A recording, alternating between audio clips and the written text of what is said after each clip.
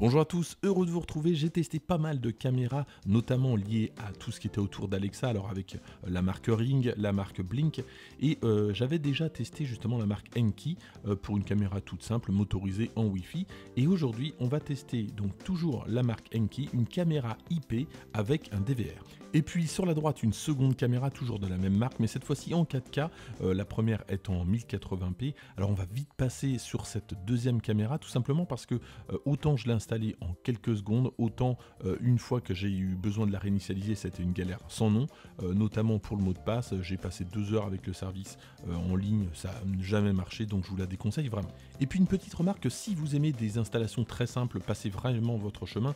Ces caméras sont des caméras IP liées à des DVR, donc pour un usage un petit peu différent, par exemple pour avoir le contrôle sur plusieurs caméras en même temps notamment, donc c'est un petit peu plus compliqué, il y a beaucoup de paramètres à connaître, donc c'est pas forcément intéressant pour quelqu'un qui veut quelque chose de simple. Et d'ailleurs à ce propos, je remercie Fernando qui m'a beaucoup aidé pour cette vidéo. La première caméra est compatible BNC, donc un fil qui va alimenter et puis un autre qui va transmettre les données, et puis celle-ci c'est du PoE, Power over Ethernet, donc compatible avec Ethernet mais directement alimenté. Alors vous pouvez évidemment faire les deux, avoir un câble Ethernet plus l'alimentation, mais vous pouvez également utiliser un injecteur qui se chargera d'alimenter la caméra. Côté DVR, voilà à quoi ça ressemble. Alors si vous avez besoin d'installer un disque dur à l'intérieur, il y a tout ce qu'il faut, il y a juste à plugger le disque dur, donc il faudra retirer les vis pour y accéder. Et puis à l'arrière, donc on va avoir 4 câbles, 4 entrées BNC, on va avoir le port HDMI, un port VGA, des sorties audio, un port Ethernet et puis 2 ports USB.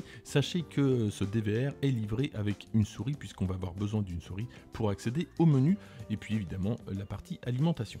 Concernant la caméra 4K, donc celle qui est Power over Ethernet, voilà à quoi ressemblent les câbles. Et sachez donc comme pour l'autre, l'alimentation n'est pas fournie. Donc ici je relie l'alimentation à ce câble et puis j'ai plus qu'à brancher la partie Ethernet. Et là ma caméra est prête, j'ai plus qu'à l'installer tout simplement en scannant le code, le numéro de série qui se trouve sur la caméra. Une fois que tout est branché, donc le BNC, l'HDMI, etc., on va pouvoir commencer à installer. Alors pas besoin d'installer tout de suite l'Ethernet puisqu'on va pouvoir regarder la vidéo en local. On va devoir se créer un code, voilà, comme ceci. Donc tout se fait à la souris et de toute façon, même quand on va utiliser le clavier, il n'y a pas de clavier, donc on va devoir utiliser la souris. Ensuite, on rentre donc un nom et puis surtout un mot de passe. Voilà, donc là toujours avec la souris, donc c'est un petit peu long. Et puis après, on n'a plus qu'à retourner dans le menu principal, voilà, ça s'affiche automatiquement, il n'y a rien installé puisque c'est en local, donc j'ai accès à ma caméra, donc j'ai un écran splitté en 4 et je peux choisir ma caméra. Alors évidemment, l'intérêt c'est quand même de voir ce qui se passe depuis l'extérieur, depuis un smartphone, puisque c'est possible avec l'application Enkvision, mais pour ça, je vais devoir paramétrer mon DVR pour qu'il soit connecté à Internet et je vais devoir aller dans la configuration réseau. Alors avant de faire ça, regardez, il y a quand même pas mal de menus dans tous les sens et c'est ce que je vous disais, pour quelqu'un qui a envie de pas se compliquer la vie, c'est forcément pas le type de caméra qu'il va devoir choisir. Alors bien sûr, ça répond à un certain besoin que tout le monde n'aura pas. Alors pour qu'Internet fonctionne sur ce DVR, on va devoir activer un certain nombre de paramètres, donc c'est ce que je vous disais dans les réseaux configuration, on va devoir activer ici la case DHCP, sinon ça ne va pas fonctionner. Ensuite on clique sur l'onglet de droite et je tombe sur cette page, donc vous voyez ici je suis encore hors ligne. Il faut bien cliquer sur le bouton qui se trouve en bas à droite qui s'appelle appliquer, sinon ça ne fonctionne pas. Et là encore c'était un petit peu compliqué puisque avec la définition de mon téléviseur, je ne l'avais même pas, j'ai dû changer de téléviseur pour que ça fonctionne. Une fois que c'est fait, on n'a plus qu'à scanner le code QR qui correspond, donc soit pour votre iPhone, soit pour l'ordinateur, pour directement depuis l'application Enkvision installer le DVR. On n'oublie pas de cliquer sur la case activer et regardez, miracle, je suis bien en ligne, c'est-à-dire que je vais pouvoir donc avoir des informations depuis mon smartphone.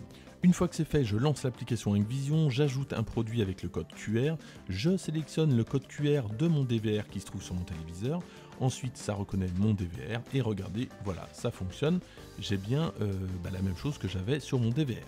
Concernant maintenant l'application, il n'y a pas grand chose à savoir et quasiment tout se passe par le DVR directement.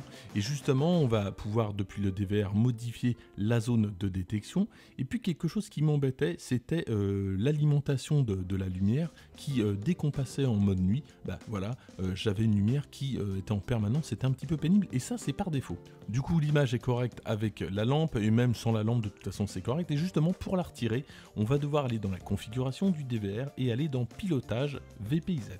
Et puis on va voir que c'est vraiment pas facile de se déplacer dans les menus. Alors je clique juste ici pour accéder au menu, je dois me rendre dans un menu qui s'appelle Smart Light. Et puis pour se déplacer, vu que j'ai pas de clavier, j'ai qu'une souris, je vais devoir utiliser les flèches directionnelles, alors comme ceci pour monter, pour descendre. Et puis pour valider, étrangement, je dois cliquer sur le plus qui se trouve à gauche d'Iris. Alors je sais pas pourquoi, mais ça fonctionne comme ça. Donc là, je valide le menu. Une fois que je suis là, je vais dans Smart Light et je n'ai plus qu'à mettre sur Off Smart Light. Comme ça, j'aurai plus de lumière en permanence, en tout cas quand il fait nuit. Voilà, je voulais partager avec vous les quelques difficultés que j'avais eues avec cette installation de caméra. Alors soit si vous l'achetez, je vous mettrai d'ailleurs tous les liens dans la description, soit si vous l'avez déjà. Et puis donc sachez que moi personnellement je préfère en tout cas les caméras un petit peu plus simples, qui font peut-être un peu moins de choses, mais j'ai pas vraiment besoin d'avoir tant de caméras, puisque là avec une caméra c'est pas forcément très intéressant, il faudrait en avoir plusieurs, et là ça prend une dimension un petit peu différente. En tout cas, merci d'avoir suivi cette vidéo, n'hésitez pas à la liker et la partager si vous avez aimé, à vous abonner si ce n'est pas déjà fait, et moi je vous dis à très bientôt.